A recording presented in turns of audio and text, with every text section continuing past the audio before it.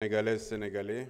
Monsieur le Président de l'Assemblée nationale, le Sénégal est à la croisée des chemins. Il est important que nous puissions faire déjà un appel à la sérénité et à la responsabilité pour tous les sujets qui sont adressés aujourd'hui. Les Sénégalais sont inquiets, ils sont hagards, ils sont perdus, en proie au découragement. Ils sont devenus surtout dubitatifs par rapport à leur avenir proche et l'avenir lointain. Ils avaient espéré un répit politique mérité suite à l'achèvement des dernières élections présidentielles et à l'élection démocratique d'un nouveau président de la République et la mise en place d'un nouveau gouvernement. Hélas, que nenni. La crise institutionnelle s'installe et s'installe lentement, mais sûrement. Aux dépens de qui? C'est les Sénégalaises et les Sénégalais.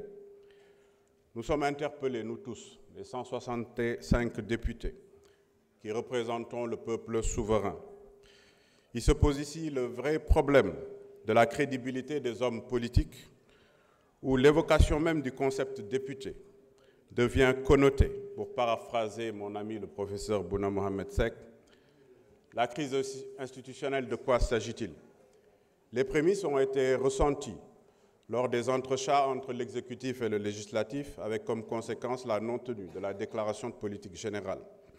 Ainsi, nous avions en son temps demandé au président de l'Assemblée nationale, et je le félicite ici présent, qu'il prenne la tâche du chef de l'État, afin de trouver une solution de sortie de crise, ce qui a motivé naturellement la première session extraordinaire. Avec cette nouvelle loi sur notre table, nous sommes à nouveau dans l'impasse. C'est pourquoi j'interpelle le président de la République, le chef de l'État, mais également j'interpelle le président de l'Assemblée nationale.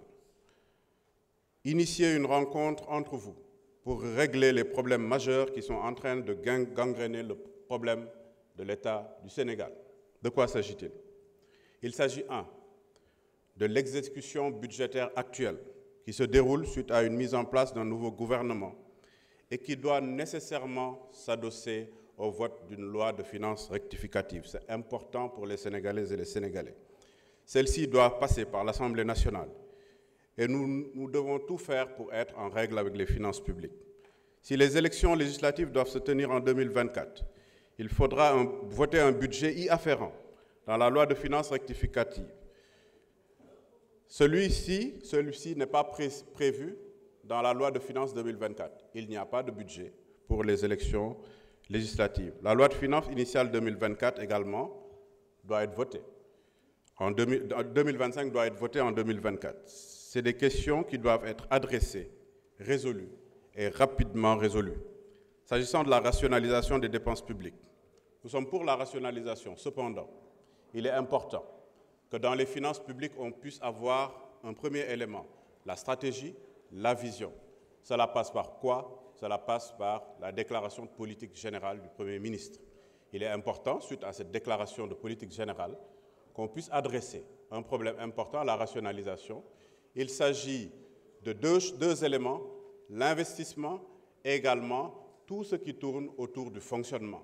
Le fonctionnement ne doit pas aller vers le fonctionnement, mais le fonctionnement doit aller vers l'investissement. Pour cela, il faut qu'il y ait une vision claire et seule la déclaration de politique générale peut régler ce problème. L'HCCT 16, il faut en discuter, mais c'est des sujets importants parce que le Haut Conseil des collectivités locales, je ne parle pas de territoriales, c'était les assises nationales. Le 16, c'était naturellement le système des Nations Unies. Il faut en discuter, trouver des solutions majeures et pour pouvoir réduire naturellement le fonctionnement. Mesdames et messieurs, mes chers compatriotes, je vous invite à réfléchir à cette assertion. L'abîme de l'éternité nous hante. Nos actes retentiront-ils à travers les siècles? Les inconnus entendront-ils notre nom bien après notre mort et se demanderont-ils qui l'on était? Si l'on se battait pas avec bravoure pour notre pays, si l'on aimait notre nation avec fougue. Je vous remercie. Vive le Sénégal. Merci, chers collègues. Moussa Diakhaté, vous avez la parole suivie de Ami Yaya Diallo.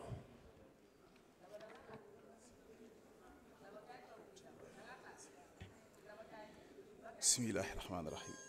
Monsieur le Président,